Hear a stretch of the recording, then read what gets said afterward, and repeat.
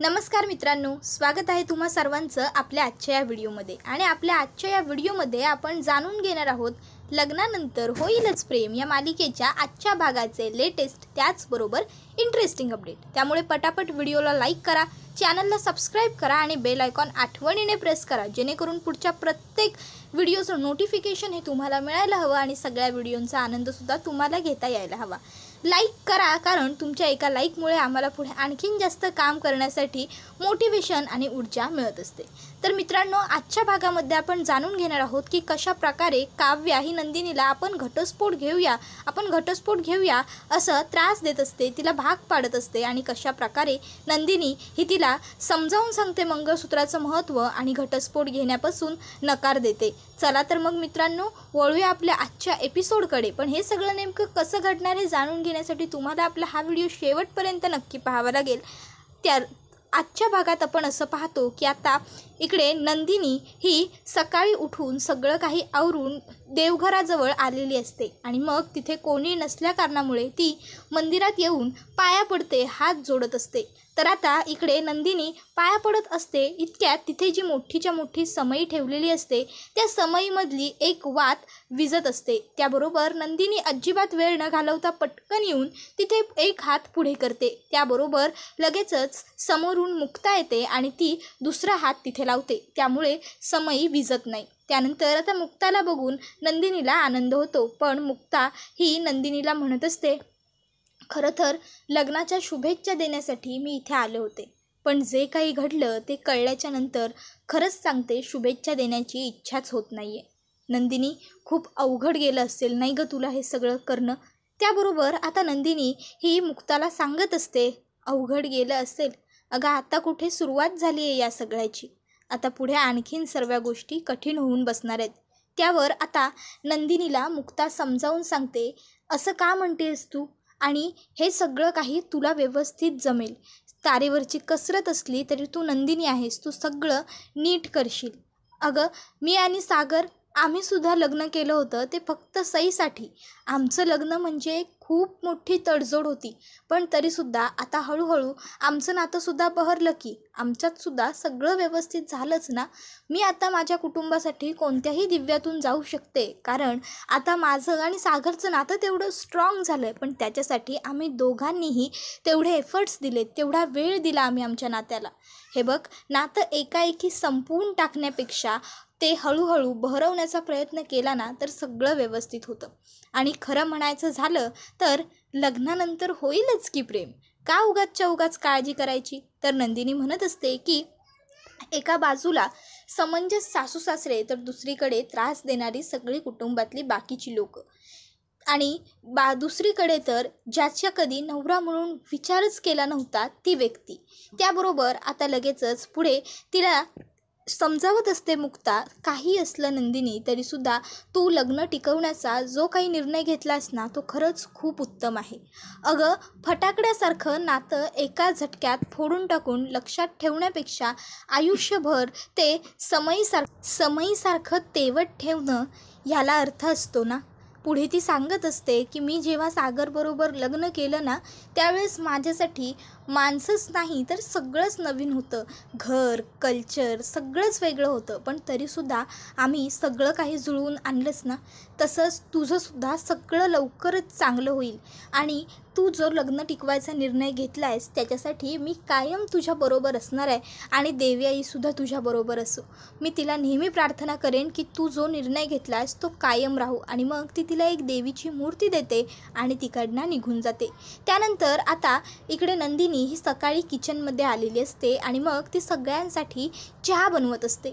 आता नंदिनी ही चहा बनवत असताना तिकडे मालिनी येते। मालिनी नंदिनीला किचनमध्ये बघते आणि ती खूप खुश होते। त्याबरोबर नंदिनी ही मालिनीला म्हणत असते, गुड मॉर्निंग आई, तुम्हाला चहा देऊ। त्यावर मालिनी म्हणत असते, नंदिनी, काल जे काही घडलं त्यानंतरसुद्धा तुझ्यातली पॉझिटिव्हिटी एवढी शिल्लक आहे हे बघून खरंच खूप बरं वाटलं ग मला। पण प्रत्येकाने जर असं थोडं थोडं समजून घेतलं ना तर खरोखर खूप बरं होईल आपल्यासाठी। आता हे ऐकल्याबरोबर नंदिनी ही मालिनीला म्हणत असते, आई, तुम्ही काव्यामुळे हे बोलताय ना, हे बघा, काव्यसुद्धा खूप वेगळी आहे. आत्ता तुम्हाला ती जशी वाटते आहे ना तशी नाही आहे ती. ती खूप समजूतदार आहे, समंजस आहे. ती जितकी खोडकर आहे ना, जितकी मस्तीखोर आहे ना, तितकाच ती मोठ्यांचा आदरसुद्धा करते. इवन आमच्या तिन्ही बहिणीत मोठ्यांचा आदर काव्याच सगळ्यात जास्त करते. पण सध्या जे काही घडलं आहे त्यामुळे सध्या तिची मनस्थिती थोडी वेगळी आहे. आपण तिला थोडं समजून घेऊयात, तिला हे सगळ्यातून सावरण्यासाठी थोडा वेळ देऊयात. मग बघा, हळूहळू सगळं व्यवस्थित होईल. त्यावर आता लगेचच नंदिनीला मालिनी म्हणत असते, हो तू म्हणतेस ना तर सगळं व्यवस्थित होईल आणि तसंच होईल. आता इकडे या दोघीजणी किचनमध्ये बोलत उभ्या असतात. इतक्यात त्या ठिकाणी काव्याची एंट्री झालेली असते. आता काव्य येऊन बघते तर काय, नंदिनी चहा करते. आता काव्याला ही गोष्ट आवडलेली नसते, पण तिथे मालिनी उभी असल्या कारणामुळे ती जरा गप्प राहते. तर मालिनी गुड मॉर्निंग काव्याला विश करते, पण काव्य काही तिला गुड मॉर्निंग बोलत नाही. ती फक्त तिला स्माईल देऊन डोळे बंद करून घेते. त्याबरोबर मालिनी ही तिकडनं निघून जाते. त्याबरोबर लगेचच आता इकडे काव्या ही म्हणत असते की ताई, काय सुरू आहे तुझं? तुला कळतंय का? तू काय बघतीयस ते?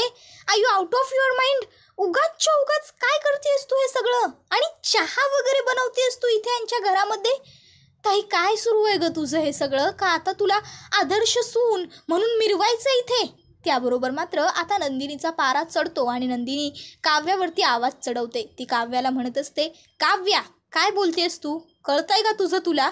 त्याबरोबर मात्र आता पुढे नंदिनी तिला सांगत असते, म्हणून आता जे घडलंय ते आपण एक्सेप्टच नाही करायचं का? त्यावर काव्या म्हणते, काहीच गरज नाही आहे एक्सेप्ट करण्याची. रात्रभर विचार करून मी एक खूप चांगला पर्याय शोधून काढलाय, डिवोर्स. आपण डिवोर्स घेऊन वेगळे होऊयात ताई. माझ्या आणि जीवाच्या आयुष्याचा प्रश्न आहे हा. मी पार्थना घटस्फोट देते, तू जीवाला डिवोर्स दे. त्यावर नंदिनी म्हणते, मी असं काही करणार नाही आहे काव्या. आणि मग ती चहाचे कप घेऊन डायनिंग टेबलवरती ठेवायला येते.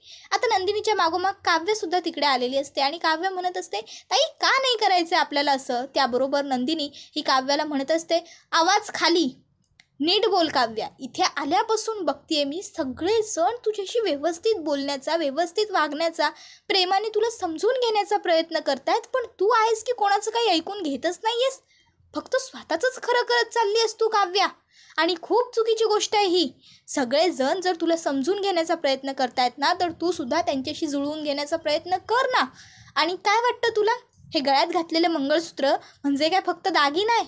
नाही काव्या, जेव्हा एखादा पुरुष आपल्या गळ्यात मंगळसूत्र घालतो ना, तेव्हा तो फक्त आपल्यासाठी दागिना उरलेला नसतो, आपल्यासाठी जबाबदारी बनलेली असते ती. आणि आता आपल्याला फक्त माहेर नाही तर सासरसुद्धा आहे, याचाही विचार आपण करायला हवा ना. त्याबरोबर लगेचच काव्य म्हणत असते, ताई काय बोलतेस तू? कळतंय का तुझं तुला? आणि हे सगळं जर तू तुझं लग्न पार्थ बरोबर झाल्यानंतर बोलली असतीस ना, तर मी हे एक्सेप्ट केलं असतं, तर हे वेलेड राहिलं असतं. कोणतं मंगळसूत्र, कोणती जबाबदारी ही ती जबरदस्तीने आपल्या गळ्यात आली आहे. ताई, जर आपल्याकडून चूक झाली आहे तर आपण ती चूक सुधारली पाहिजे ना, का ती मिरवत बसली पाहिजे. त्यावर नंदिनी म्हणत असते, ओ अच्छा, म्हणजे आपल्या मनासारखं घडलं नाही तर ती चूक असते का काव्या? हे बघ, जे काही घडलंय ना त्यामध्ये कोणाची चूक नाही आहे, ना आपली ना इतर कोणाची. त्यामुळे उगाचच्या उगाच कोणालाही दोष देणं सगळ्यात अगोदर बंद कर.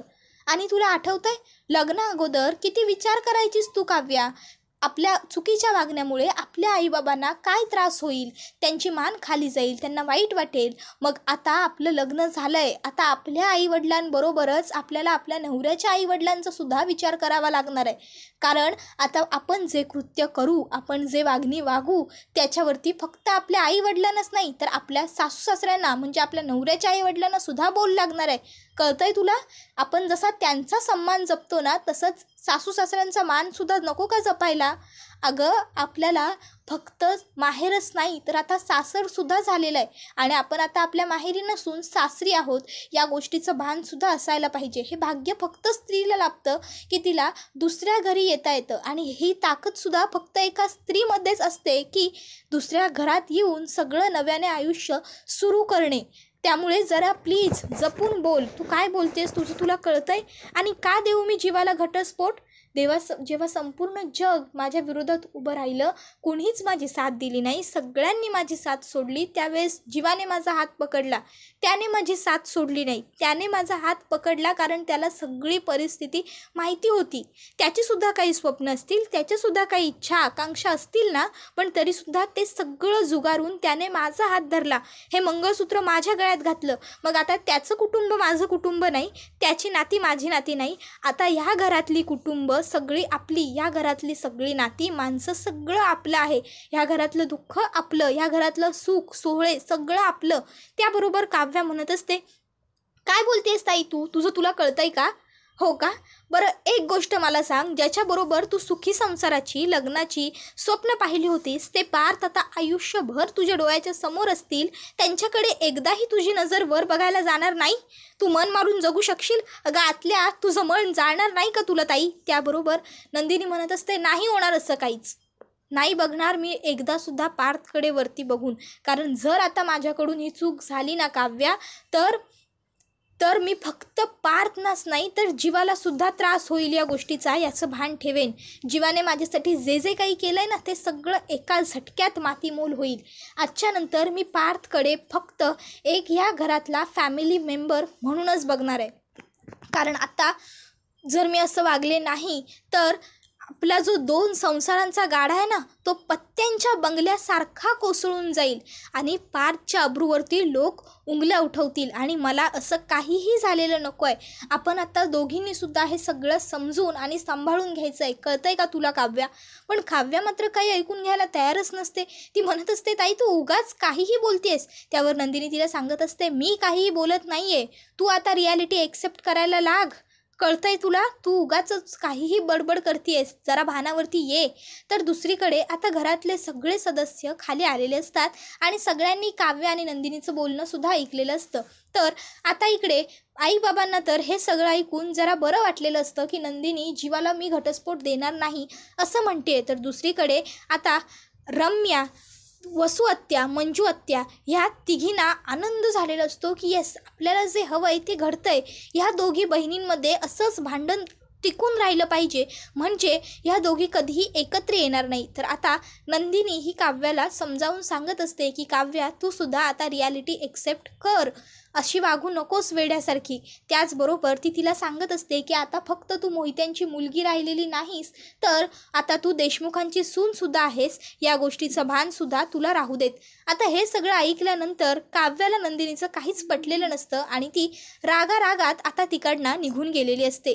तर आता काव्य तर निघून गेलेली असते, पण नंदिनीच्या या सगळ्या बोलण्यामुळे सगळ्यांनाच नंदिनीचं आश्चर्य वाटलेलं असतं की नंदिनी काव्याला एवढं सगळं कसं काय बोलली.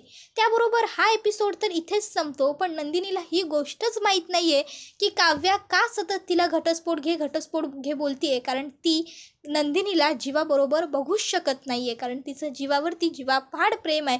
आणि सगळ्यात महत्त्वाची गोष्ट, नंदिनीबरोबर लग्न केल्यापासून जीवा हा काव्याकडे नजर वर करून सुद्धा पाहत नाही आहे. कारण आता काव्या ही त्याच्यासाठी त्याची ती काव्या उरलेली नाही आहे, तर काव्या ही आता त्याच्या भावाची बायको आणि त्याची मोठी बहिणी झालेली आहे.